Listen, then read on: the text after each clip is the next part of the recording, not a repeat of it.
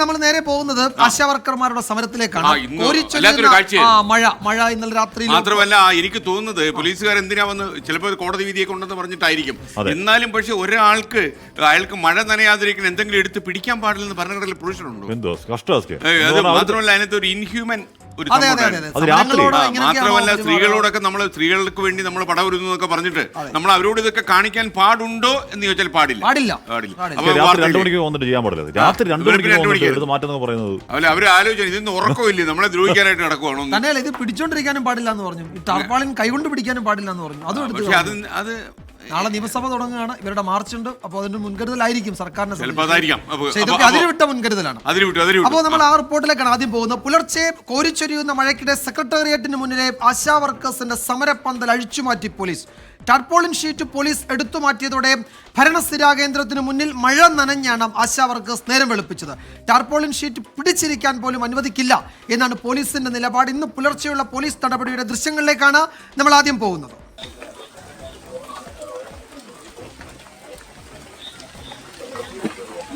കെട്ടിയപ്പോ ഇത്ര ഭയങ്കര നഷ്ടം നിങ്ങൾക്ക് ഇങ്ങനെ വന്ന് പറയാൻ നിങ്ങൾക്ക് എങ്ങനെ മനസ്സനുവദിച്ചു? നിങ്ങളൊന്ന് മനുഷ്യരാണോ? പറയണ്ടേ?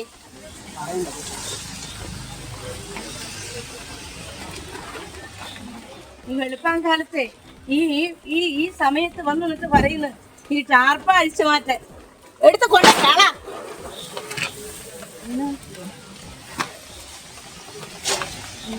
മനുഷ്യർക്ക് പറ്റൊന്നുമല്ല, ഭയങ്കര രാജ്യസ്നേഹമായിട്ടുള്ളത്.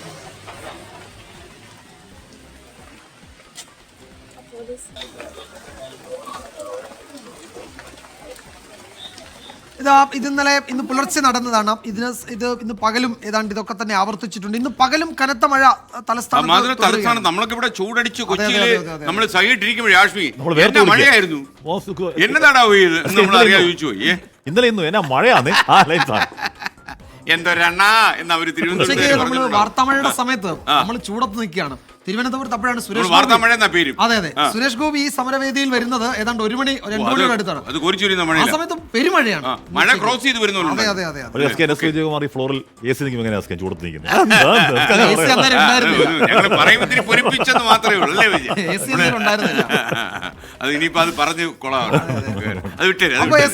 ഈ സമയത്ത് അന്ന് വെച്ചാൽ നമ്മൾ നേരത്തെ പറഞ്ഞ ഈ പകലും കനത്ത മഴയാണ് തിരുവനന്തപുരത്ത്. ഈ സമയവും മഴ നനഞ്ഞു തന്നെയായിരുന്നു പ്രതിഷേധം. ഇപ്പോൾ ഈ പുലർച്ചെ വന്നിട്ട് ഇതൊക്കെ അഴിച്ചു മാറ്റി പോകാൻ പറഞ്ഞെങ്കിലും അവര് അവിടെ ഇരുന്ന് മഴയത്ത് പ്രതിഷേധിക്കായിരുന്നു.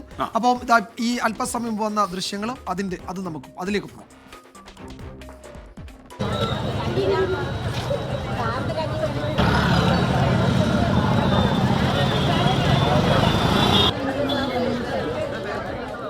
അതിനിടയിലാണ് സുരേഷ് ഗോപി ഈ സമരവേദിയിലേക്ക് ഇന്ന് എത്തിയത്. ഇന്നലെയും അദ്ദേഹം അവിടെ എത്തിയിരുന്നു. ഈ ആവശ്യങ്ങൾ കേന്ദ്ര സർക്കാരിനെ അറിയിക്കുമെന്ന് സുരേഷ് ഗോപി ഉറപ്പ് നൽകിയിട്ടുണ്ട്. സമരക്കാർക്ക് മഴക്കോട്ടും കുടകളും സുരേഷ് ഗോപി എത്തിച്ചു നൽകുകയും ചെയ്തു. ഇത് നമ്മൾ ഈ കാണുന്നത് അല്പസമയം മുമ്പ് സുരേഷ് ഗോപി ആ സമരപ്പന്തലിലെത്തി സംസാരിക്കുകയാണ്. ആ സമയത്തൊക്കെ കോരിച്ചൊരിയുന്ന മഴയായിരുന്നു. സലീം അലിക്കാണ് ഈ വാർത്തയുടെ വിശദാംശങ്ങളുമായി ഇപ്പോൾ സെക്രട്ടേറിയറ്റിന് മുന്നിൽ നിന്ന് ചേരുന്നത്. ഇപ്പൊ മഴയുണ്ടോ എന്നുള്ളതല്ലേ ആദ്യം ചോദിക്കുന്നത്. ഇപ്പൊ മഴ പെയ്യുന്നുണ്ടോ?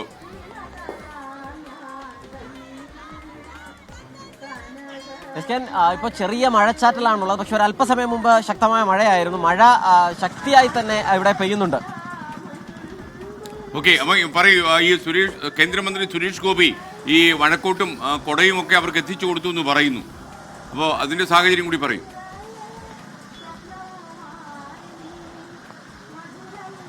നമ്മൾ രാവിലെ മുതൽ റിപ്പോർട്ട് ചെയ്യുന്നതാണ് ഇവരുടെ ഈ അവസ്ഥയെക്കുറിച്ച്. അതായത് സമരം ചെയ്യുന്ന ആശാ വർക്കേഴ്സിനോട് സർക്കാരും പോലീസും പ്രതികാര നടപടി എന്നോണം ആണ് ഓരോ കാര്യങ്ങളും ചെയ്യുന്നത്.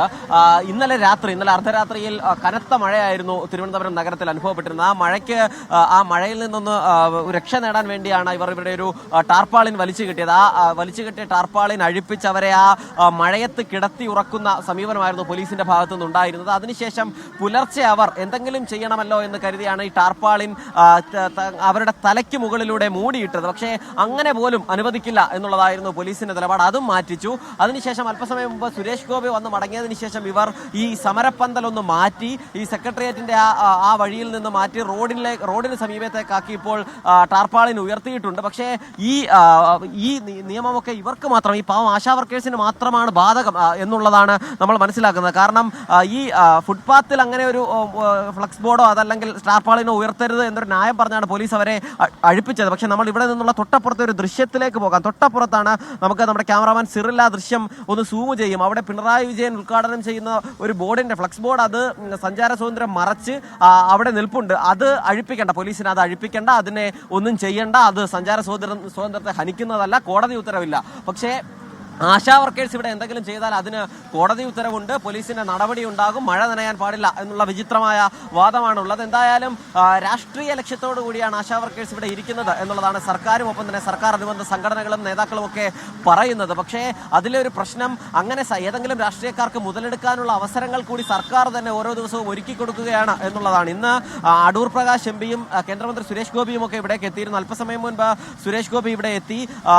ഇവർക്ക് ഈ വേണ്ട മഴക്കോട്ടുകളും ഒപ്പം കുടകളും വാങ്ങി നൽകുന്ന ഒരു സാഹചര്യമുണ്ട്. ഇപ്പോൾ കോൺഗ്രസ് നേതാവ് ജിൻഡോ ജോൺ ഇവിടേക്ക് എത്തിയിട്ടുണ്ട്. അങ്ങനെ ഇവർ എന്തൊക്കെയായാലും ഇത്തരത്തിലുള്ള നടപടികൾ ഉണ്ടായാലും ഇവിടെ നിന്ന് പോകില്ല എന്നുള്ളൊരു നിലപാടിൽ തന്നെയാണ്. സുരേഷ് ഗോപി കൊണ്ടുതന്ന റെയിൻകോട്ടൊക്കെ കിട്ടിയോ? റെയിൻകോട്ട് കിട്ടിയില്ല. ഞാൻ ഇന്നലെ രാത്രിയിൽ ഇവിടെ ഉറക്കം ശരിയായില്ല, ഞാൻ അങ്ങനെ അവിടെ കിടന്ന് ഉറങ്ങായിരുന്നു. കൊട കിട്ടി. നിങ്ങൾ ഇത്തരത്തിലുള്ള നടപടികളൊക്കെ ഉണ്ടെങ്കിൽ ഇവിടെ നിന്ന് പോകുന്നില്ല എന്ന് തന്നെയല്ലേ? തീർച്ചയായിട്ടും പോകുന്നില്ല, സമരമായിട്ട് മുന്നോട്ട്. എന്താ പറയാനുള്ളത്? കാര്യം ഇപ്പോൾ നിങ്ങൾ ടാർപാളിൻ പോലും കെട്ടരുത് എന്ന് പറഞ്ഞതാണ്, ഇവിടെ നിങ്ങൾ അത് കെട്ടിയിട്ടുണ്ട്. ഇപ്പോൾ പുറത്തേക്ക് മാറ്റി കെട്ടുകയാണ്, സമരം തുടരുകയാണ്. തുടർന്ന് പോകാനാണ് തീരുമാനവും. കാരണം നമ്മൾ ഇത്രയൊക്കെ ഈ വെയിലത്തും ഇപ്പം മഴ ഇവരെ നനഞ്ഞു സുഖമില്ലാതായിരിക്കുവാണ്, പനിയെല്ലാം പിടിച്ച്. എന്നിട്ട് പോലും അവർ തിരിഞ്ഞു നോക്കില്ല. ഇന്നലെ തന്നെ നമ്മുടെ DM ഓഫീസിൽ പോയി സമരം ചെയ്ത് അവിടെ വെച്ച് വീണ ആള് ഞാനാണ്. അവിടെ വെച്ച് വീണ സതി? ഓ ശരി. ഇന്നലെ ഈ കുഴഞ്ഞു വീണ, ഇന്നലെ നമ്മൾ മറ്റേ DM ഓഫീസിലേക്കുള്ള ഒരു മാർച്ച് നമ്മൾ റിപ്പോർട്ട് ചെയ്തിരുന്നു. അപ്പോൾ അവിടെ വെച്ച് കുഴഞ്ഞു വീണത് ആണ് നമ്മൾ വാർത്ത കൊടുത്തിരുന്നു. ഇപ്പം എങ്ങനെയുണ്ട്? ഇപ്പം ക്ഷീണവും അതൊക്കെ ബുദ്ധിമുട്ടൊക്കെ ഉണ്ട്. എന്നിരുന്നാലും എനിക്ക് വീട്ടിൽ ഇരിക്കാൻ തോന്നുന്നില്ല. കാരണം എൻ്റെ സഹോദരങ്ങൾ ഇവിടെ മഴയത്ത് കിടക്കുമ്പോൾ എനിക്കത് പറ്റുന്നില്ല. അതുകൊണ്ട് നമ്മൾ വന്ന് ഇത്രയൊക്കെ ആയിട്ടും നമ്മളെ കണ്ണു തുറന്ന് കാണില്ലെന്ന് പറയുമ്പോൾ ഭയങ്കര വിഷമം, മാനസികമായി പ്രയാസം. അപ്പം അതുകൊണ്ടാണ് എനിക്ക് ഭയങ്കര ഒരു വല്ലായിക തോന്നിയത്. കണ്ണിലിരട്ട് വന്ന് ശരീരമൊക്കെ തളർന്ന് അങ്ങനെ പോകും. അപ്പോൾ എനിക്കത് ഭയങ്കര വിഷമം. അത് അങ്ങനെയാണ്. പക്ഷെ എന്നിട്ടും നമ്മളവരെന്തുകൊണ്ട് കാണാത്തതെന്ന് എനിക്കറിയില്ല. വെയിലത്ത് വാടി വീണാലും വീണ്ടും കൂടുതൽ കരുത്തോടെ ഉയർത്തെഴുന്നേറ്റ് വരും എന്നുള്ളതാണ് ഈ സമരക്കാർ നൽകുന്ന സന്ദേശം. എന്താ ചേച്ചി പറയാനുള്ളത്? ഈ സമരത്തിന്റെ ശക്തി ഒരു ഘട്ടത്തിലും കുറയ്ക്കാൻ ഉദ്ദേശിക്കുന്നില്ല? ഇല്ല. ഞങ്ങളുടെ അന്ന് തുടങ്ങിയ ആ ദിവസത്തെ ആവേശം തന്നെയാണ് ഇപ്പോഴേ. ഇന്ന് ഞായറാഴ്ച ഞങ്ങളുടെ കുറച്ച് പ്രതിനിധികൾ കുറവുണ്ടെന്ന് പറഞ്ഞാൽ ഈ 20-21 ദിവസം കൊണ്ട് കുട്ടികളെയും ഇത് നോക്കാതെ, ഇന്ന് ഞായറാഴ്ചയല്ലേ, കുട്ടികളൊക്കെ ശരിക്കും വീട്ടിലുള്ള ദിവസവും അവരുടെ ഡ്രസ്സും ഒക്കെ ഒന്ന് കഴുകി കൊടുത്താലല്ലേ നാളെ നമ്മുടെ മഹാസംഗമത്തിൽ നമ്മുടെ ഇതിന് ധർണയ്ക്ക് വേണ്ടിയിട്ട് വരാനുള്ള തയ്യാറെടുപ്പിലാണ് ഇന്ന് കുറച്ച് പ്രതിനിധികളുടെ കുറവ്. നാളെ വളരെ വിപുലമായിട്ടുള്ള എല്ലാ ആൾക്കാരും എല്ലാ സ്ഥലത്തും എല്ലാ ജില്ലകളിൽ നിന്നുമുള്ള ആശാപ്രവർത്തകർ ഇവിടെ എത്തും. നമ്മൾ സമരം ഒരു കാരണവശാലും പുറകോട്ട് കൊണ്ടുപോകാൻ ഒരു കാരണവശാലും ഞങ്ങളിതില്ല. ഈ ഗവൺമെന്റ് ഇത്രയും ഇതായിട്ടും നമ്മളെ കണ്ണു തുറക്കുന്നില്ലെന്നുള്ള ഒരു വിഷമം മാത്രമേ ഉള്ളൂ. ഇത്രയും ഹൃദയമില്ലാത്തൊരു ഗവൺമെന്റ് ആണോ എന്നുള്ള ഒരു ചോദ്യം മാത്രമേ ഞങ്ങൾക്ക് ചോദിക്കാനുള്ളൂ. ഇപ്പോൾ ഈ സമരവേദിയിൽ ജിൻഡോ ജോൺ അഭിസംബോധന ചെയ്ത് സംസാരിക്കുന്നുണ്ട്. ഒപ്പം തന്നെ ഈ സമരത്തെ സംബന്ധിച്ചിടത്തോളം ഇവർ കഴിഞ്ഞ 21 ദിവസം ഇവിടെ തിരുവനന്തപുരം നഗരത്തിൽ ചുട്ടുപൊള്ളുന്ന വെയിലായിരുന്നു കഴിഞ്ഞ ദിവസങ്ങളിലൊക്കെ. അപ്പോഴൊക്കെയും ഈ സമരത്തിന്റെ വീര്യമൊട്ടും ചോരാതെ അവർ ഈ സമരവേദിയിൽ തുടർന്നതാണ്. അതിന് പിന്നാലെ ഇന്നലെ രാത്രിയോടുകൂടി അതിശക്തമായ മഴയാണ് തിരുവനന്തപുരത്ത് എല്ലായിടത്തും എല്ലാ ഭാഗത്തും ഉള്ളത്. അപ്പോഴും ആ ചൂടിൽ വിയർക്കാത്ത, അതിൽ തളർന്നു പോകാത്ത അതേ ആശാ വർക്കേഴ്സ് ഈ മഴയത്തും ഇവിടെ തന്നെ സമരവുമായി തുടരുകയാണ്. സംസ്ഥാന സർക്കാരിനോട് അവർ ഉയർത്തുന്ന 2 ആവശ്യങ്ങളാണ് ഏറ്റവും അവസാനമായി പരിഗണിക്കണമെന്ന് ഉയർത്തുന്ന ഒരാവശ്യം. അത് വളരെ ഒറ്റനോട്ടത്തിൽ തന്നെ നമുക്ക് വളരെ ജനുവിനാണ് എന്ന് തോന്നുന്നതാണ്. ഇനി ബാക്കിയുള്ളവരുടെ ആവശ്യം അത് ഒന്ന് വിരമിക്കൽ ആനുകൂല്യമായി 5 ലക്ഷം രൂപ നൽകുക, ഒപ്പം ഇവരുടെ ഓണറേറിയം 7000 രൂപയിൽ നിന്ന് വർദ്ധിപ്പിച്ച് 21,000-ലേക്ക് ആക്കുക എന്നീ 2 ആവശ്യങ്ങളാണ് ഇനി സർക്കാർ പരിഗണിക്കാനുള്ളത്. എന്തായാലും നാളെ നിയമസഭ തുടങ്ങുകയാണ്. നിയമസഭ തുടങ്ങുമ്പോൾ സ്വാഭാവികമായും പ്രതിപക്ഷം ഈ വിഷയം ഉന്നയിക്കും എന്ന് അറിയിച്ചിട്ടുണ്ട്. നിയമസഭയെ ചൂടുപിടിപ്പിക്കും. ഒപ്പം നാളെ തന്നെ നിയമസഭ വീണ്ടും ആരംഭിക്കുമ്പോൾ നാളെ തന്നെ വലിയ നിയമസഭാ മാർച്ച്, ആയിരക്കണക്കിന് ആശാ വർക്കേഴ്സിനെ പങ്കെടുപ്പിക്കും എന്നുള്ളതാണ് ഇവർ പറയുന്നത്. അങ്ങനെ വലിയ നിലയിലൊരു നിയമസഭാ മാർച്ച് സംഘടിപ്പിക്കുന്നുണ്ട് നാളെ. ഒപ്പം തന്നെ സെക്രട്ടേറിയറ്റിലേക്ക് കോൺഗ്രസും നാളെ മാർച്ച് പ്രഖ്യാപിച്ചിട്ടുണ്ട്. ഈ വിഷയത്തിൽ എന്തായാലും കേരളത്തിന്റെ തെരുവുകൾ, പ്രത്യേകിച്ചും തിരുവനന്തപുരത്ത് ശക്തമായ സമരം അതുമായി ബന്ധപ്പെട്ട ആശാ വർക്കേഴ്സിനെ അനുകൂലിച്ചു.